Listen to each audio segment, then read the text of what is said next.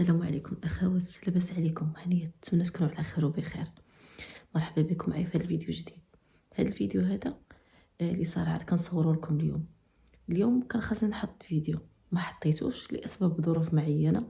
الصراحه ضيق الوقت وهذا نتوما عارفين الخدمه وشويه نتوما عارف البيع والشراء.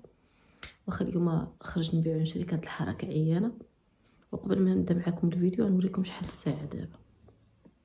ها نتوما، ونتمنى تكملوا الفيديو من البدايه حتى للنهايه، لان داكشي اللي غادي نعاودو لكم دابا صراحه ضرني فيه واحد الوقت وتكلمت عليه وتقلبات عليا المواجع. 1:46 كنت نحاول نعس البنيه، ما بغاش تنعس ليا حتى لدابا عاد نعساس. لقيت طار مني النعاس، جاني الجوع. واش نقول لكم، صراحه هادي يومين طلع لي واحد الفيديو ديال واحد السيده اللي نقدر نقول غير من خلال كلامي الا كانوا متبعينها الناس غيعرفوا شكون هي. كانت مسكينه دات شي عمليه وما لقات حتى شي واحد من عائلتها بجنبها. وهاد صراحه هاد الشيء ضرني، وحطيت لها انا واحد التعليق على الفيديو. عاودت لها على واحد التجربه مريت بها هاد العام بالخصوص، في الفتره ديال الولاده ديالي بالخصوص. ومؤخرا سبحان الله العلي العظيم طلع واحد الفيديو ديالي لواحد الاخت اللي انا كنت حطيته وعودت فيه شنو وقع، يعني شاركت مع الناس يعني شنو وقع. لدرجه ان التعليقات اللي حطوا لي الناس كلها اسى وكلها حسره وكلها الام وكلها دموع. كاين اللي تواصلوا معايا شخصيا، كاين اللي واحد البنت من الجاليه المغربيه المقيمه بالخارج مع شافت الفيديو رسلت ليا. والفيديو عاد طلع ليها مؤخرا، دابا راه داز انا نقول عام، حيت حطيت في ديك الوقيته اللي كنت ولدت فيها بنتي رميساء باسبوع تقريبا. مع طلع ليها الفيديو لقيتها راسله ليا الفيديو وكتبت لي السلام. كيحسب لي انا ما نجاوبش، كتبت له وعليكم السلام ورحمه الله تعالى وبركاته. مباشره صيفطات لي اوديو تصوروا معايا كترعد. عارفه هذيك فاش كيكون تابعك شي واحد ومخلوع ومرهوب وباغي غير في من تخبى شي بلاصه، باغي تلقى الامان. كذلك هو مثال هاد البنت هذه السيده اللي نقدر نقول لكم وقع لها تقريبا نفس الموقف اللي عشته انا ومريت به، واثر على نفسيتها لدرجه انها مرضات بزاف، ما قدرتش تقبل الوضع، مرضات نفسيا النفسيه ديالها مرضات. وتجاوزت الامر. قالت لي اختي كريمه انا كنهضر معاك وكل كنت ترعد والبكا بكيتو، عاد جيت نهضر معاك. داكشي اللي داز عليك صعيب، وانا راه مريت بنفس الموقف. وبدات كتعاود لي التجربه ديالها. اللي نقدر نقول لكم الاخوان والاخوات، صراحه اصعب موقف هو الانسان يلقى راسو بوحدو فواحد الوقيته تيكون محتاج شي ناس يكونوا معاه يشدوا بيديه، يطمئنوا، يطيبوا الخاطر ديالو ويطمئنوا عليه. وبالخصوص الا كان هو واحد الانسان حاجته ماشي ديالو يوقف مع الناس كاملين سواء البعيد ولا القريب. ما يقدرش يتخلى على شي واحد، ما يقدرش يدوز شي واحد لا بالغلا ولا بالرخص، سواء كان حبيبه ولا كان عدوه. وانا هاد العبده اللي قدامكم انا من دوك الناس اللي نقدر نقول لكم فاش كنسمع شي حاجه عند شي واحد اولا شي واحد مضرور اولا شي شخص يتالم اولا شي شخص محتاج شي حد يكون معاه ولو غير بالمواساة، غتلقاني انا اول وحده نكون ولو يكون عدويا. ومن خلال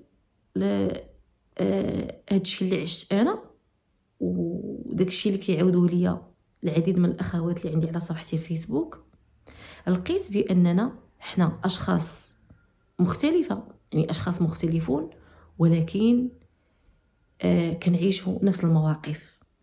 الا كنتي شي موقف من المواقف كون متاكد ولا كوني متاكده بانه كاين ناس اخرين راه مروا بنفس المرحله اللي مريتي بها.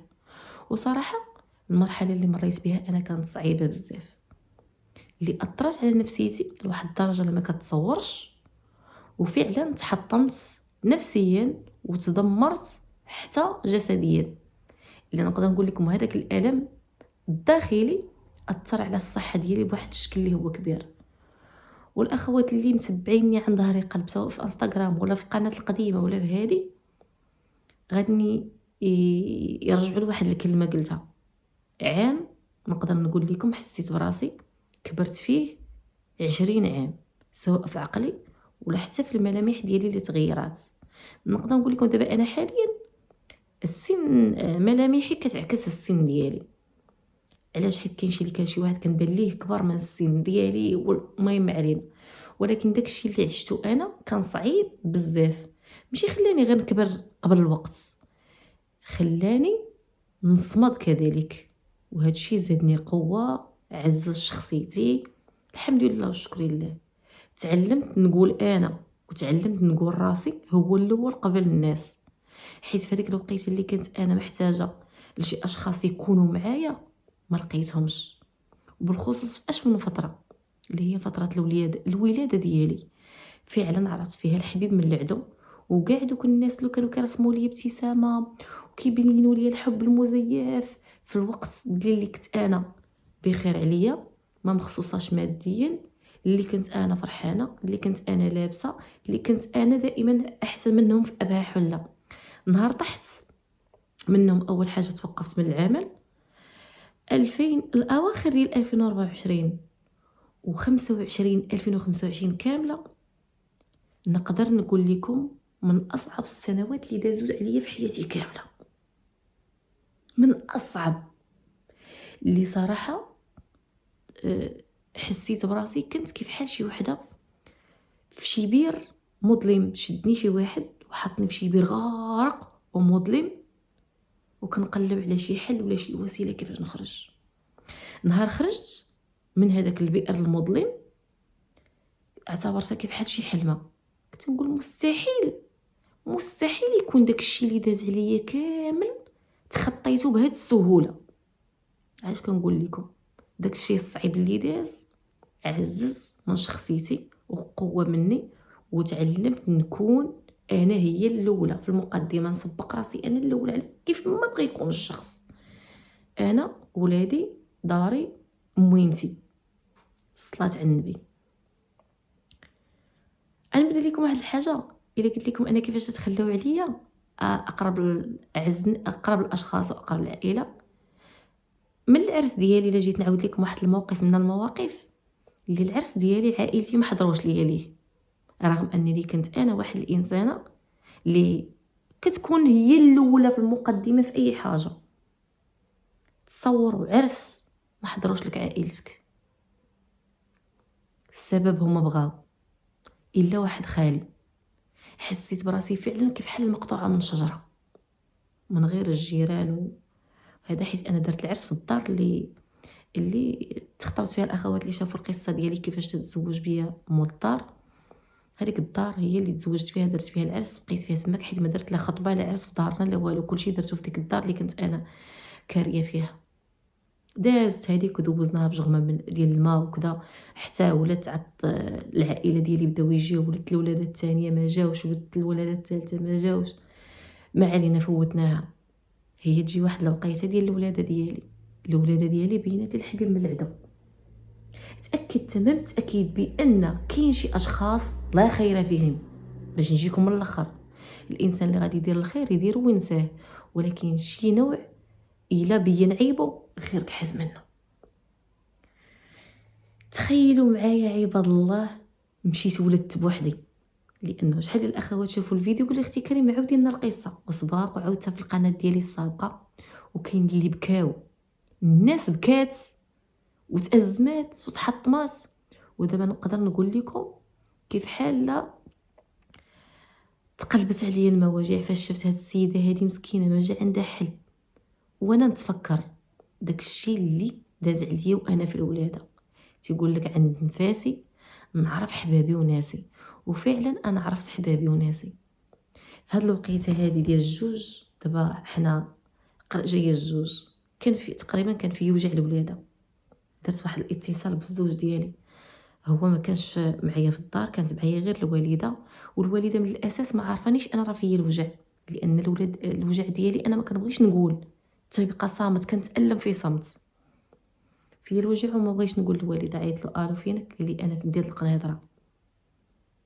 تخيلوا معايا مثلا شخص يسمع المرة ديالو فيها الوجع وديال الولاده ماشي شي حاجه سهله، وعارفك ما عندك حتى شي شخص اللي غادي مثلا يديك السبيطار اولا اللي غادي تكي عليه من غير الله، وفعلا ما يهزش التليفون عيط لك يقول لك الو مضرا واش ولدتي ولا، وهذه راه قصه طويله. تطلع النهار، طلع النهار انا كنزحم ومشيت صايقه الطوموبيل للسبيطار تنقول لهم عتقوني، لدرجه ان هادوك المولدات اللي في السبيطار ملي شافوني انا في حاله ولاده وجايه صايقه الطوموبيل بنادم تعجب، قالت تقول لي راه القدره ديال الله سبحانه وتعالى معاك. زربوا عليا ولدوني الله يجازيهم بخير من خلال داك الموقف اللي شافوه، واللي صعيبه واللي كدور في الخاطر. وانا دابا كنعاود لكم وكنتحسر كل حسره والم، لان فعلا داك الشيء اثر على نفسيتي بكل ما تحمله من كلمه، وفي نفس الوقت خلاني نعرف حبيب من العدو وزدت قويت. بقاش من البشر انا ثم انا يا ربي تسمح ليا. وكاع دوك الاشخاص اللي كنت كنكون سند ليهم في جميع المواقف، انا راه مشيت نولد والوالده ديالي راه ما عارفانيش راه مشيت نولد، اقسم لكم بالله العلي العظيم الا ما غير العساس ديال السبيطار هو اللي عرفني، اللي مشى عند اختي للبلاصه ديال الخدمه وقال لي اجي اختك راه ولدات. ما بغيت نقول حتى شي واحد. خرجت من السبيطار نتوما عارفين من غير الوالده ديالي داك النهار. عيطت لخالي الله يجازيه بخير من بعد ما عرف عني ولدت، قلت له هكا السويرته ديال الطوموبيل ادي الوالده ديالي ووليداتي للدار عندنا. مسكينه الوالده ملي جات لقيتني ولات صدمات ما فهمات والو. قلت لها اسكتي، قلت لها عندي ما نقول لك انت مريضه غنزيد نخلعك وهذه، واصلا عاد حتى نفسيتي عاد تاثر وتزيد تحطم بكثره الاسئله امضرا واش قربتي واش هذه واش هذه. مشات جابت لي الوالده اللي قسم الله كفيته، جابت لي مسكينه الديسير ماشي الديسير، جابت لي كفيته وقرعه ديال الماء، قرعه كفيته وقرعه ديال الماء. قلت لها بارك عليا. وانا في الداخل ديالي كنتسنى غير يجيني شي اتصال، ما بغيتش نولي نعاود الهضره. مشات الوالده ديالي مسكينه، وهذاك النهار الصهد والصيف طير يطيح من السما بالحراره. انا في السبيطار والده ما لقيش اللي دخل عليا حتى قرعه ديال الماء، قرعه ديال الماء ما لقيش اللي دخل عليا. كنتسنى وكاع هذوك الناس اللي كنت كنمشي عندهم بالليل قبل النهار اللي هما اقارب وحباب وعمرني تخليت عندهم، شنو كانوا كيتسناو؟ سمعوا الخبر فلانه ولدات، على الاقل واحد يدير غير 5 دراهم عيط لك، رغم ان تبارك الله مشاكل وسائل الاتصال دابا راه توفرات 5 دراهم تقدر دير مكالمه. كيتسناو حتى نمشي للدار ويهضروا معايا في الواتساب، حتى نمشي للدار ويصونوا لي في الواتساب ولا يهضروا معايا في الواتساب. وهاد الاشخاص هادو ملي كانوا كيبغيو حاجتهم يعيطوا لي بالليل قبل النهار، يقدروا يفيقوني من النعاس باش نمشي نلبي لهم المتطلبات ديالهم، نوقف معاهم، نكون معاهم في اي شكل من الاشكال. تصوروا انا في السبيطار وصلت المغرب كنتسنى غير شي واحد يجيب لي من ناكل، ما لقيتش اللي يجيب لي من ناكل حتى شي واحد. تصوروا راه السبيطار بينه وبينهم غير حيط، حتى شي واحد ولا واحد ما جاش طلع ليا.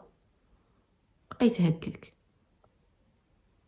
جيت اتصلت بواحد البنت بنت اختي قلت لها راه انا ولدت. قالت لي واش بصح؟ قلت لها والله الا ولدت. قلت لها جيبي لي لا ماكله لا والو. جابت لي صفوف ودانون. هادشي من بعد ما جاني الجوع وبنتي سخفات ليا بالبكا، ما فياش الحليب داك النهار. وصلت المغرب وانا يبان لي واحد السيد سبحان الله العلي العظيم ربي حطو كيف بحال درهم الحلال في طريقي. لقيتهم صيفط لي ميساج: السلام عليكم. السلام اختي كريمه الله يجزيك بخير، البنيه ديالي والزوجه ديالي راهم في البلاد وحنا بعاد منا الطبيب، حدانا غير واحد الصيدليه. الا كان ممكن تكتبي لي شي دواء نقول لمولات الدار آه، تشريه البنيه. قلت لي مرحبا ماشي مشكل، ها انت شنو تاخذ ليها وشنو تاخذ ليها، وسول بعد المدام ديالك البنيه شنو الاعراض اللي ظاهره عليها. قال لي الاعراض اللي ظاهره عليها. قلت له انت هاد الدواء اللي صيفطي ليها وقول شنو تاخذ من الصيدليه. قال لي صافي واخا.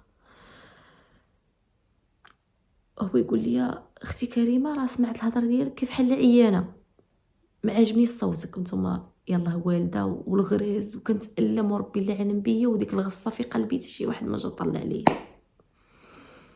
لا خوت لا حتى واحد، لا عائله لا حباب، من غير. خليني ساكته.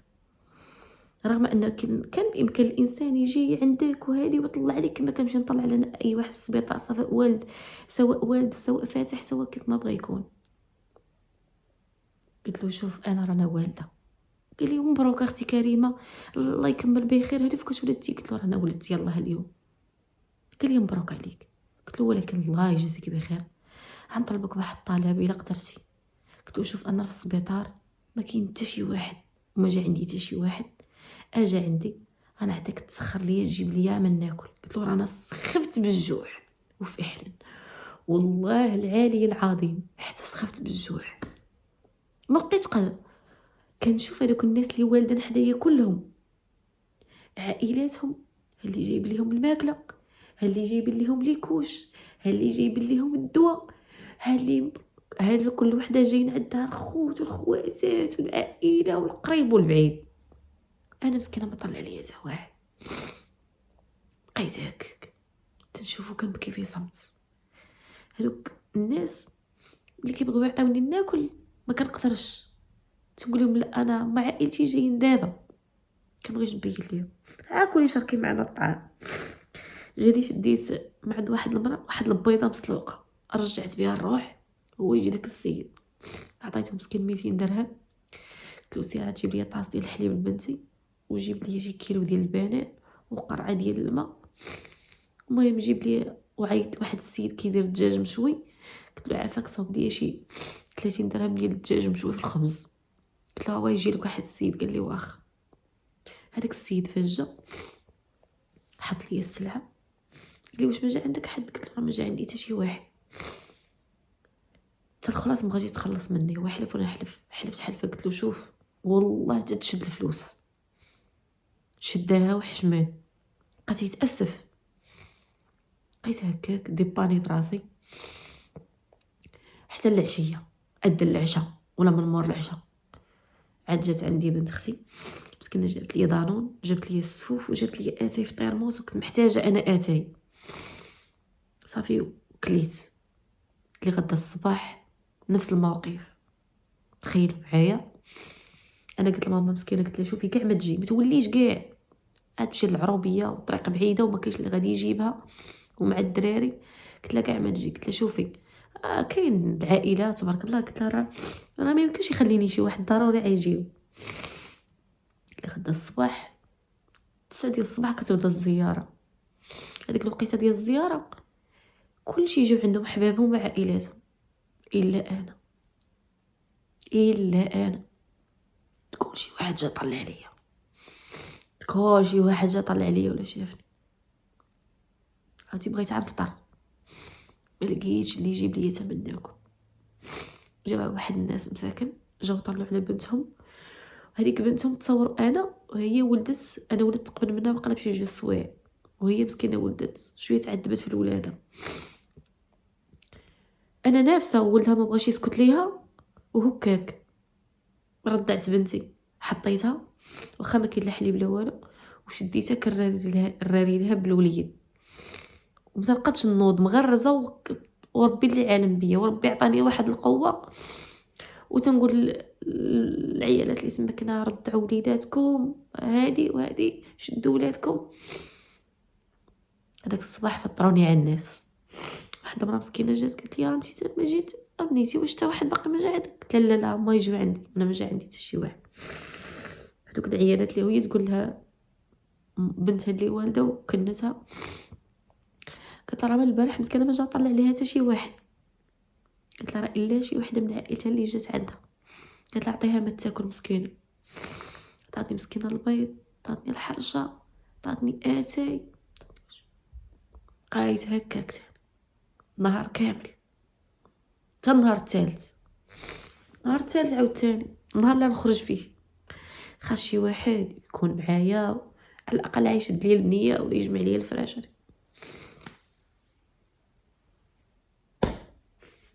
تقول شي واحد اللي جا طلع عليا، لا خول لا خال عم ولا فلانه ولا فلانه ولا من الفراش جمعته لراسي. هي تجي مسكينه المساعده ديال الطبيبه، يا فلانه قلت لها قالت لي واش مجا عندك حد؟ قلت لها لي الله. قالت تشوف، قلت لي واخا تكون يا بنيتي مقطوعه من شجره. قلت نقول ان هاد الناس اش من عيب دايره فيهم. هاد الناس كانوا كيبغيو حاجتهم ما يحبسوش بالاتصالات، دار بغيت تقضي لهم شي غرض ما يحبسوش بالاتصالات. شوف ملي جات لي انا حتى شي واحد ما سول فيا ولا هز تليفون، رغم اننا عارفين كوالده والمريض ولا الوالده تيرتاح خاطرها فاش كيعيط شي واحد يسول فيها. قالت لي هدي جمعت لي مسكينه الفراش، جمعت الفراش انا راسي والملايه ودرتها في الميكا. قالت لي شكون غيمشي معاك؟ قلت لها ما كاينش اللي يمشي معايا. انا شاده بنتي وهي هزت لي هذيك الخرجه اللي غادا نخرج من السبيطار. عاد جات دريه اختي عوض ما تواسيني ولا تعاوني زعما، ولا وصلت لي واحد الخبار اللي كنت غادي النهار صافي تحت الارض نحس بالدوخه جاتني ما كراش نضرب راسي على الحيط. مشات هي بقيتها انا في السبيطار، مشات هزت معايا السيده، خرجت سايقه الطوموبيل راسي عاوتاني طلعت للدار. لقيت الدار خاويه، ما لقيت لي يقول لي الحمد لله على سلامتك ولا اللي يشد مع ديالي البنيه. وهاد البلايصه هذه الا كانت تكذبني جلست فيها هنا وبكيت حتى عييت شويه مسحت دموعي، دوشت لبنتي ردعتها نعستها، دخلت دوشت. عاد جات ماما، جات واحد الدريه بنت خويا مسكينه قابلتني واحد 4 ايام الله يجزيها بخير. وهاد الانسانه هذه اللي نافسه وتسنى اللي يجيب ليها ما تاكل، انا كنوض نعطي العباد الله ما ياكلوا. هذوك اللي كانوا كيولدوا كيكون عندهم شي مناسبه ونمشي ونعاون ونشقاو نقفط حتى لهنا، كنت ندي لهم انا ما ياكلوا لا من على الله يجعله في الميزان المقبول. انا اللي نافسه جايين باش نشقى عليهم انا. هذه صراحه ازماتني دمراتني نفسيا ديال حتى شي واحد ما سول فيا. وتصوروا معايا من فهاديك الفتره اللي ولدت فيها اللي جاجه كنت كنتمنى شي واحد غير واللي يرجع ويطلع عليا ولا يسول فيا، حتى شي واحد نهائي. ومرضت مرضى واعره كان لا قدر الله كان يقدر يجيني فيها شلل نصفي الله يستر، لان كانت رجلي كترقد عليا ودراعي. وهذا الاخوات اللي متبعيني في انستغرام وهذا راه عارفين القصه كامله ديال المرض اللي مرضت. 3 شهور خسرت فيها 60,000 درهم، 6 المليون. وبنادم سمعك مريضه وشنو واقع لكم. وهذيك الفتره اللي كنت مريضه فيها ومحتاجه لشي شخص يمشي معايا على الطبيب، ما لقيت شي واحد يمشي معايا، كنت كنمشيها بوحدي. كتلقى انسان تقدر يكون عنده عائله قد هاد القبيله ومسكين مقطوع من شجره، اكثر واحد اللي كيعطي ما كياخدش. وهذا الشيء اللي وقع ليا كامل خلاني نكون قويه رغم اني تأزمت وتحطمت، الا وانني صرت اقوى من الماضي. فاش شفت الفيديو ديال هاد السيده قارنت داكشي اللي وقع ليها بداكشي. حنا اشخاص مختلفين لكن مواقف متشابهه. لا إله إلا الله محمد رسول الله.